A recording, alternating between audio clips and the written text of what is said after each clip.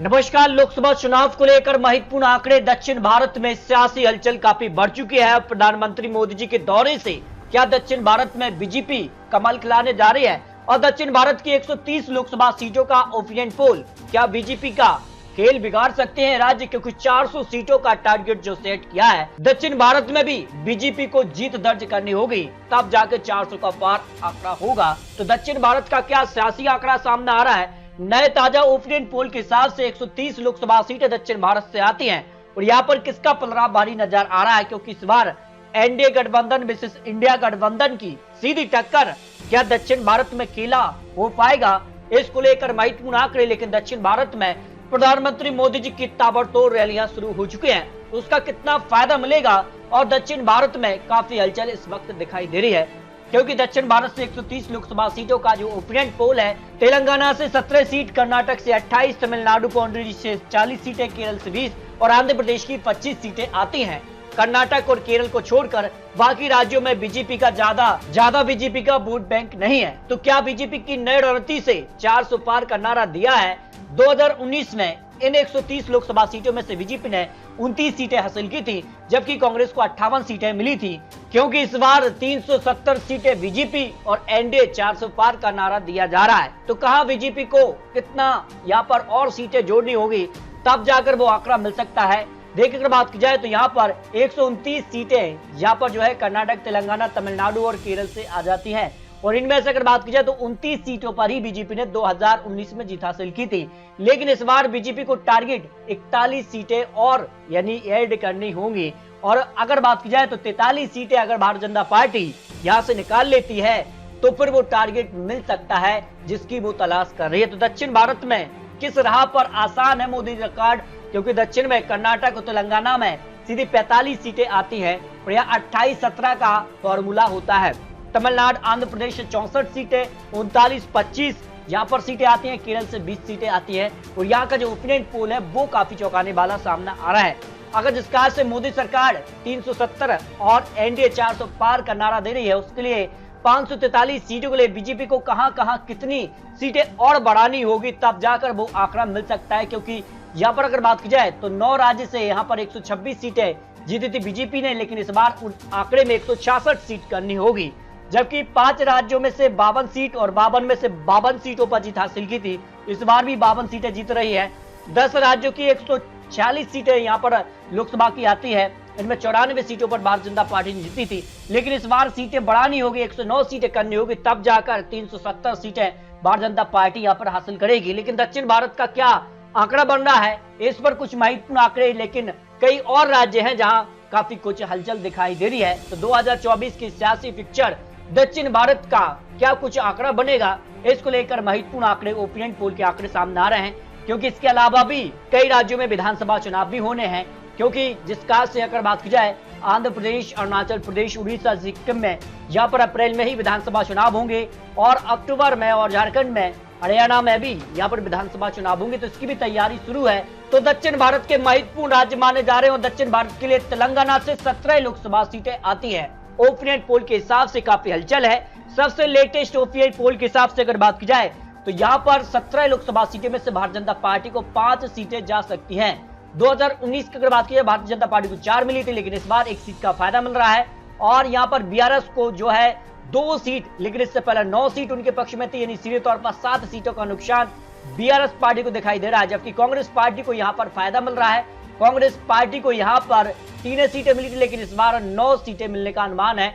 1 seat AIM पक्ष में जा रही, जो पहले भी उनके पक्ष में थी। जबकि अन्य सर्वे के हिसाब से भी बीआरएस को झटका लग रहा है। यहाँ पर 3 से 5 सीटें बीआरएस को, भारतीय जनता पार्टी 3 से 5 सीट और इंडिया गठबंधन को 8 से 10 सीट मिल सकती है। सीधे तौर पर इंडिया गठबंधन का तेलंगाना में यहाँ पर जो है फायदा मिलता नजर आ रहा है, जो आंकड़े सामने आ रहे हैं। लेकिन भारतीय जनता पार्टी भी जो आंकड़ा था उस आंकड़े के पार जाती नजर आ रही है। जबकि कर्नाटक की अगर बात की जाए तो कर्नाटक में भी यहाँ पर जो है 28 लोकसभा सीटें आती हैं। और यहाँ का ओपिनियन पोल किसके पक्ष में जा रहा है? विधानसभा चुनाव में कांग्रेस ने यहाँ पर सरकार बना ली, उसके बाद अब यहाँ पर क्या कुछ आंकड़ा बन रहा है? लोकसभा चुनाव का जो ओपिनियन पोल है, दक्षिण भारत में महत्वपूर्ण राज्य माना जाता है बीजेपी के लिए, क्योंकि यहाँ पर बात की जाए तो 28 लोकसभा सीटें आ जाती हैं और यहाँ पर भारतीय जनता पार्टी को 22 सीट मिलने का अनुमान दिखाई दे रहा है। जबकि कांग्रेस पार्टी को यहाँ पर 4 सीटें मिल रही हैं और यहाँ पर जेडीएस को 2 सीटें, लेकिन जेडीएस अब भारतीय जनता पार्टी के साथ गठबंधन में थे, ऐसे भारतीय जनता पार्टी करीब 24 सीट यहाँ पर जीत रही है और 4 सीटें यहाँ पर कांग्रेस पार्टी के पक्ष में जा रहे हैं। जबकि अन्ना एजेंसी के भी आंकड़े की अगर बात की तो कांग्रेस पार्टी करीब 5 से 7 सीटें मिल सकती हैं और 1 सीट जेडीएस के, जो जेडीएस भारतीय जनता पार्टी के साथ, तो 20 से यहाँ पर 22 सीट पर भारतीय जनता पार्टी जा सकती है, जो अनुमान है।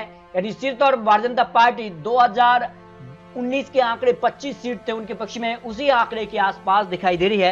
यानी कर्नाटक में भारतीय जनता पार्टी को फायदा मिलता नजर आ रहा है।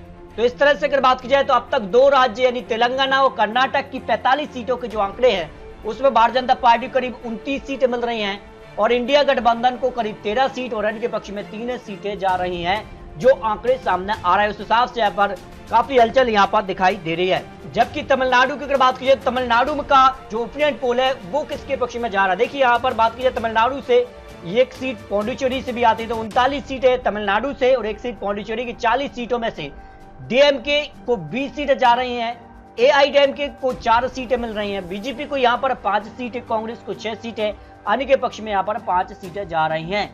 आपको बता दें कि यहाँ पर एआईडीएमके का बीजेपी का जो गठबंधन था वो अलग हो चुकी है, यानी बीजेपी से अब एआईडीएमके अलग हो चुके हैं, जबकि कांग्रेस प्लस यहाँ पर डीएमके का गठबंधन यहाँ पर है, जो इंडिया गठबंधन में चुनाव लड़ रहे हैं। कांग्रेस को अपने दम पर 6 सीटें मिल रही हैं। उस लिहाज से भारतीय जनता पार्टी को यहाँ पर करीब 0 से 5 सीटें मिल सकती हैं, क्योंकि जिस कहा से प्रधानमंत्री मोदी जी का यहाँ पर दौरे हैं, जिस कहा से जनसभाएं कर रहे हैं, उसका फायदा भारतीय जनता पार्टी को मिल सकता है। यहाँ पर अगर बात की जाए तो करीब 0 से 5 सीट मिल रहे हैं। जबकि इससे पहले अगर बात की जाए तो यहाँ पर भारतीय जनता पार्टी का खाता यहाँ पर नहीं खुला था, 0 सीट थी, लेकिन इस बार भारतीय जनता पार्टी यहाँ पर कुछ सीटें जीतने में सफल हो सकती है। अगर ऐसा होता है तो फिर उस आंकड़े के करीब दिखाई दे रही है। लेकिन अगर बात की जाए अन्य एजेंसी के हिसाब से भी तो 39 सीटों में से भारतीय जनता पार्टी की 0 से 1 सीट, यहाँ पर एआईडीएमके के पक्ष में करीब 3 से 6 सीट और इंडिया गठबंधन को 30 से 36 सीट मिलने का अनुमान दिखाई दे रहा है। उस लिहाज से फिर भारतीय जनता पार्टी का यहाँ पर जो है नुकसान है, लेकिन इंडिया गठबंधन को तमिलनाडु में यहाँ पर फायदा दिखाई दे रहा है, जो अनुमान सामने आ रहे हैं। इस तरह से अगर बात की जाए तो अब तक 3 राज्यों के आंकड़े सामने आए हैं, यानी 85 सीटों के आंकड़ों में एनडीए को करीब 35 सीटें मिल सकती हैं, इंडिया गठबंधन को 43 और अन्य के पक्ष में 7 सीटें जाने का अनुमान सामने आ रहा है। लेकिन दक्षिण भारत को लेकर काफी हलचल यहाँ पर दिखाई दे रही है। जबकि केरल की अगर बात की जाए तो केरल से भी 20 लोकसभा सीटें आती हैं और यहाँ का जो ओपिनियन पोल है वो भी काफी चौंकाने वाला सामने आ रहा है और यहाँ पर भारतीय जनता पार्टी को 3 सीटें मिल सकती है, जिस कार के आंकड़े सामने आ रहे हैं, क्योंकि लगातार जिस कार के दौरे हैं और अब यहाँ पर भारतीय जनता पार्टी में भी यहाँ पर कुछ बड़े नेता शामिल हुए, उसका फायदा भारतीय जनता पार्टी को अब केरल में मिल सकता है। तो 0 से 3 सीटों का अनुमान सामने आ रहा है।